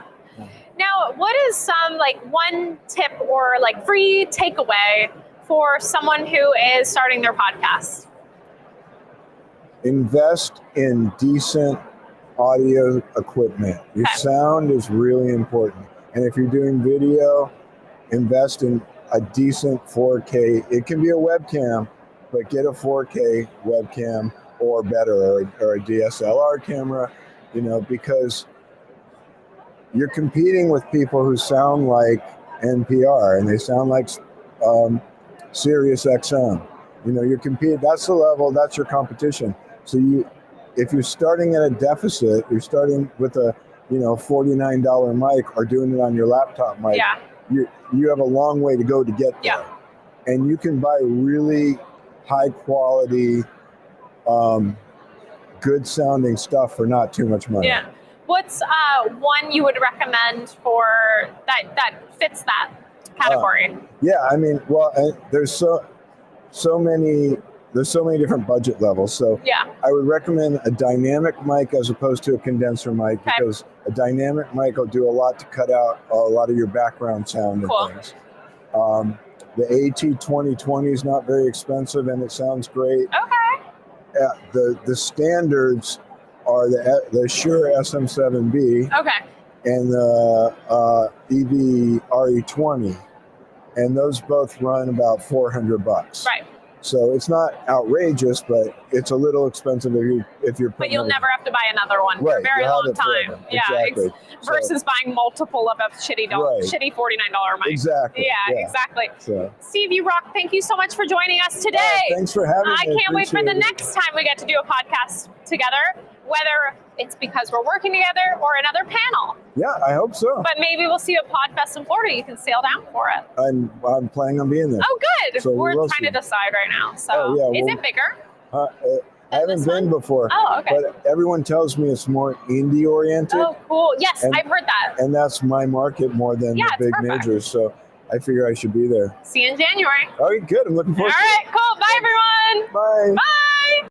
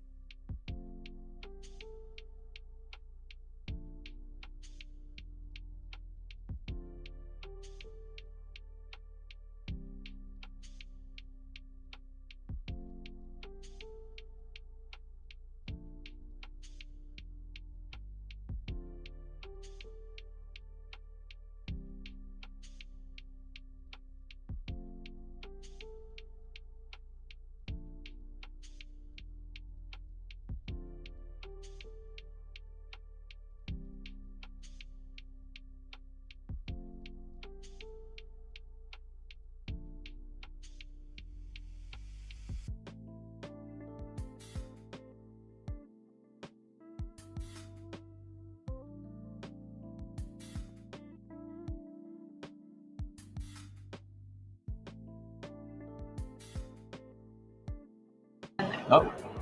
and then bring the music down, and then I'll hit. I love how in camera control one. you are right now. I can do it. Yeah. That's Hi, awesome. everybody. It's Haley from Cinematography for Actors for our final interview of the day. Did you know that? I did not know that. You're our last one. I'm honored. Yeah. It is a big honor to be our final interview of the day. This is Randy Unger. Hello. And we are using 3 Blackmagic cameras because Blackmagic is our sponsor, and also because that's what Indiana and I actually use. This is our real setup that we actually use. That's very cool. That's why we're here. We have Sigma lenses. Thank you so much, Sigma. And we have been using these Holly Landmark Max wireless labs. I love it. I love it. Let me tell you, they're So good. easy when you just hand it to someone and say, Yeah. clip. Boom. It's so nice, and it's so much nicer than like holding a mic. Yeah. We do that a lot too, and my fingers get so cold. I have bad circulation, I think. Oh. So yeah, we're here. We're gonna chat with Randy for a little bit about his show. Yes. This is gonna be your cool camera. Whenever you want to make a point, Okay. I'll catch it. I'll catch Okay. it for you. I'm getting Sure. really good at this. Okay. So I'll be like, I'll watch you, and when you're ready to make a point, I'll hit it. Work your magic, please. We'll see Yeah, how we okay. do. Good. Okay, so what's your show called? So it is Unger the Radar. My name is Randy Unger, film critic and host out of New York City. And every week I review new films, old films, kind of like compare and contrast type of thing. And I also interview actors and filmmakers. Okay, cool. Yeah. Okay, so I want to talk about Yeah. then what is your decision-making process for this format? Because if you are comparing and contrasting, it's always 2 films? Yeah. Okay. Typically, yeah. How are you picking those 2 films? So basically, an example, this week's episode, we're reviewing Trap, okay? It's a new M. Night Shyamalan thriller. So that's new in theaters. Yeah. And I thought it would be fun to go back to where it all began for M. Night Shyamalan for his first student film. It's called Praying with Anger. So we're basically going to chart his entire career from his first to his last. How did you find his first student film? Was that easy? Yeah. Is it just out there? Yeah, it's actually on YouTube. Oh. The quality is terrible. Well, yeah. But it's there. Yeah. So it's a really good way to see how his career has evolved over the years. Yeah. You know. How do you think that ended up there? Like, do you think that he licensed it to someone who has a YouTube channel to then show it? Or is that secretly M. Night Shyamalan's YouTube channel? That he's like, yeah, I don't know what's going on. I didn't like dive deep into why and how, but it is there. And you found it and you watched it? I did. Is It was it a great. feature? It is. It's like about an hour and 40 minutes, I want to say. Okay, hold on a minute. Yes. Maybe this is part of why. Okay, I'm gonna get a lot of trouble for saying this. Uh-oh. Right now, well, it's not dying. Cinema is not dying. Right now, cinema is in a small coma, right? Yeah. Thanks to strikes and other things. Right. But maybe that's also part of it. Is like film schools don't require you to make a feature film. Did they used to? Like M. Night Shyamalan made a feature film. I think for because his he went to first NYU short film? for his particular film program, I think he did. Okay. Well, I personally don't. I want to say that I know, but I don't know. But I know some kids who go to NYU and they're making shorts. I don't think they require a feature either. Yeah, this is a feature. This is what I'm saying. It's very Why aren't ambitious. these kids making features anymore? Because they have to leave Right. school and know how to make a feature, but all they know how to do is shorts. Right. I'm not knocking short films. Oh yeah, sure. Short films are the media of the future. They're inspiring and beautiful, but they are their own art. Right. You know, like it's different. And so these kids are coming out of school and they know how to make a really good short film and they're winning festivals. But I have seen a lot of directors and a lot of filmmakers have a really hard time jumping to feature. And that's a good point because this film that M. Night did wasn't very good, but that's okay. It's his first film. Yeah, and but he did the whole thing. He did. He did the whole length. And he wrote, he directed, and starred in it too, FYI. Wow. Yeah, so that's very ambitious. That's quite an undertaking. a lot to do. But I mean, Right. I guess when you're a student, you kind of have to do that. You Yeah, know, yeah, like yeah. No, you don't have to do that. A lot of times now they assign you to work on each other's Right. set. Do you have a filmmaking background on that? I do not. Okay. No, I mean, I have been an actor forever, but I did, act in student films with friends. That's cool. I mean, all the way up through. I was in the AFI SAG Conservatory when it existed. So Wow. I did a lot of like cycle films and things like That's that. awesome. So I have a student film background. Yes, good, not a good. filmmaking background. Gotcha. No, that's right. You're in the realm of I'm it all. in the realm to have, experienced secondhand a lot of this stuff. Yeah. And I'm just wondering if that has something to do with it. Why it seems more difficult for people to really believe in themselves to just do their feature. Yeah. Anyway, we're on a serious tangent. Yeah. So that's how you decided for this. So Yes. it's usually, it has to be kind of related. Right. Yeah. I like to do that with films in theaters, like new stuff. Mm-hmm. But if it's a slow week or a couple weeks, I just go back and watch like an anniversary review. Like we're going to be doing in 2 shows from now, we're going to do the 30th anniversary of Speed, and we're going to discuss Speed 2. Oh my gosh, I love Speed. It's so much fun. So much. Yeah. I think I saw it at an inappropriate age for, So, I mean, the subject matter is kind of stressful Right. for a child. I loved it then, I love it now. And you know what I learned? I bet you know this as a film critic, film analyst. That entire film is ADR. Oh, okay. Because they had to keep the bus at such a low gear to be able to, they're just driving them around and around and around, and to be able to drive it as slow as they could, they had to be able to shoot in there, they had to keep the gear so low, and it was so loud that they couldn't record any lines. Interesting. Wow. So they did the whole movie, and then they had to get the actors back in to do ADR over the entire Well, it worked film. out beautifully because it's an action classic, I'd say. Yeah, I agree. You know? I agree with you. So, this is exciting. And then you also have actors in. When you have actors in, do you just roast them? I mean, no, I'm pretty respectful of my interviewees. So basically, it's actors and filmmakers. Mm-hmm. Sometimes they're a little rough around the edges, or a little maybe inebriated. I don't know. They come in and they've been there a little nervous. They took the edge off. I mean, it happens. It's fun. I may or not be. I'm not going to name names, but I was about to. But there are some that come in and they're like a little out there. Mm-hmm. But you work around it, and you treat them like you're equals, basically. If you want to find out who he's talking about, probably just listen to his podcast and you'll know. You'll get some good hints. Amazing. Yeah. Oh, that's so much fun. Okay, Yeah. so you're here, you're at Podcast Movement, you're learning things, you're finding tools that are going to be good for you. It's amazing. What have you seen here at I want to call it a festival, but it's a convention. I guess it counts as a festival. It feels too. like Comic-Con, really. It really does. I've been really excited about this. The 5 years have been great. What have you found is there anything you're excited for? So I've met some great people, some really interesting people, such as yourself.